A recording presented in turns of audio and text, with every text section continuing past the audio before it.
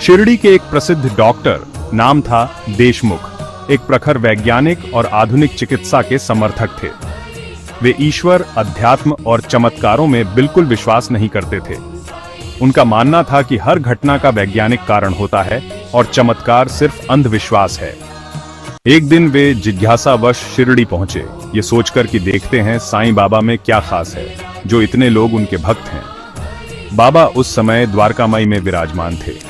जैसे ही डॉक्टर देशमुख बाबा के सामने पहुंचे, बाबा ने बिना कुछ पूछे, बिना उनका नाम जाने हुए उनसे कहा, डॉक्टर साहब, जो तुम देख नहीं सकते उसे नकार मत दो।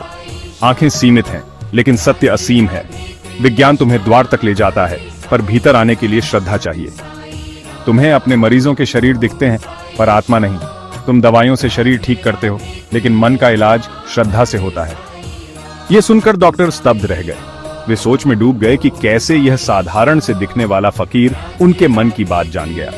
कुछ ही समय बाद डॉक्टर के एक करीबी रिश्तेदार को एक ऐसी बीमारी हुई जिसका कोई इलाज उन्हें समझ नहीं आ रहा था।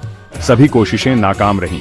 तब उन्होंने बाबा से प्रार्थना की, ऊदी यानी भस्म और जल दो और नाम स्मरण करो। जैसे ही उन्होंने वैसा किया, चमत्कारिक रूप से कुछ ही दिनों में वह रोगी ठीक हो गया। उस दिन से डॉक्टर देशमुख का जीवन बदल गया। उन्होंने यह स्वीकार कर लिया कि विज्ञान सीमित है, लेकिन ईश्वर असीम है। विज्ञान ही अध्यात्म का पहला चरण है। जब विज्ञान के उत्तर समाप्त हो जाते हैं, तब अध्यात्म शुरू होता है, और अंत में हर वैज्ञानिक मन भी उसी परम तत्व, उसी ईश्वर की शरण में आता है, जिसे साईं बाबा जैसे संत दर्शाते हैं। साईं बाबा की यह लीला हमें सिखाती है कि विज्ञान और अध्यात्म विरोधी नहीं, पूरक हैं। जहां तर्क और प्रमाण रुकते हैं, वहां विश्वास शुरू होता है। एक सच्चा वैज्ञानिक अंततः परम सत्य की खोज में ईश्वर की ओर झुकता है।